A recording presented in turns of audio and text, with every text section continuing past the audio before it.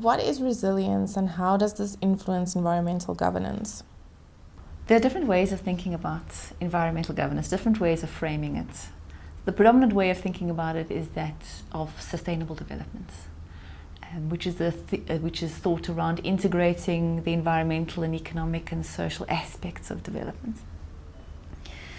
Now, resilience is an emergent way of thinking about environmental governance. It's in South Africa. It makes an appearance in our climate change white paper. The climate change white paper, for instance, the objective begins by saying South Africa will build the climate resilience of the country. But what that means for environmental governance has not yet been fully packed out.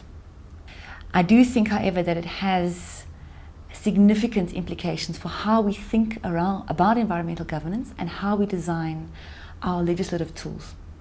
So some of the values of resilience theory, and there is a well-developed body of theory around this, is that we need to value ecosystem services.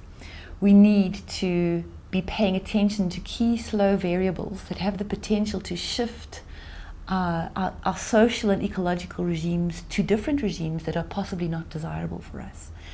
We need to be paying attention to planetary boundaries. We need to be thinking about systems as completely integrated between the social and the ecological, and these systems as undergoing change and moving through cycles. So in any system there'll be a growth phase, a conservation phase, a release phase, and a reorganization phase, which makes us realize that destruction is not necessarily always negative, that there is something as creative destruction. And we need to be paying attention to the feedbacks between social and ecological systems and promoting tight feedbacks where those who take the decisions and who are accountable are close to where the impacts are being felt, that there is not a distance between these things which actually lowers resilience. So that in a nutshell is what resilience is about. So how does that help us to think about carbon tax? Okay, so carbon tax is in the news. Pravin Gordhan announced in February that we're going to be introducing a carbon tax from between 2015 and 2020. And since then there have been some voices who have raised concerns around the carbon tax, that it's going to make us less competitive to foreign investments, that it is going to be negative for certain business sectors, and that we are only one of 3 countries in the world that have introduced this, so we must be careful of the unintended consequences. And I think that's a not very imaginative response.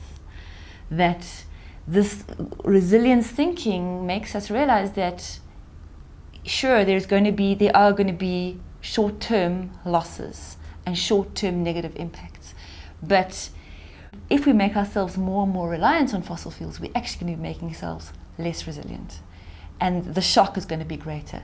So I would celebrate the fact that we are only one of 3 countries to introduce the carbon tax. That's wonderful. It means that we're going to be changing our practices and making ourselves open to different kinds of investment in the future. And then there was a recent judgment in the KwaZulu-Natal High Court in the matter of Lucio versus eThekwini.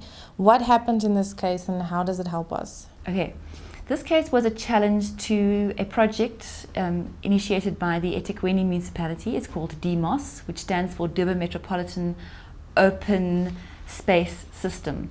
And the idea is that it's about protecting certain open spaces that are also connected to protect biodiversity, to protect the ecosystem services that those lands and ecologies provide to the city of Durban, and to enhance climate mitigation.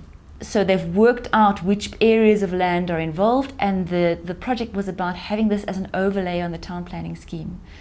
So some pieces of land are not owned by the government, they're owned by private people, and the implication of this project was that these private owners, and there were about 18,000 of them, would then have much stricter rules around developing their land or removing native vegetation or excavating. Now, the whole scheme was challenged by one particular private owner on the basis that it wasn't constitutional, that the Durban municipality did not actually have the power to regulate the environment because of the way that the Constitution divides power up between the national, provincial and local spheres of government. So, potentially this case would have meant that this whole scheme could have been scrapped, which would have been very regrettable. But luckily the court decided that municipality did in fact have authority in terms of the Constitution to regulate the local environment.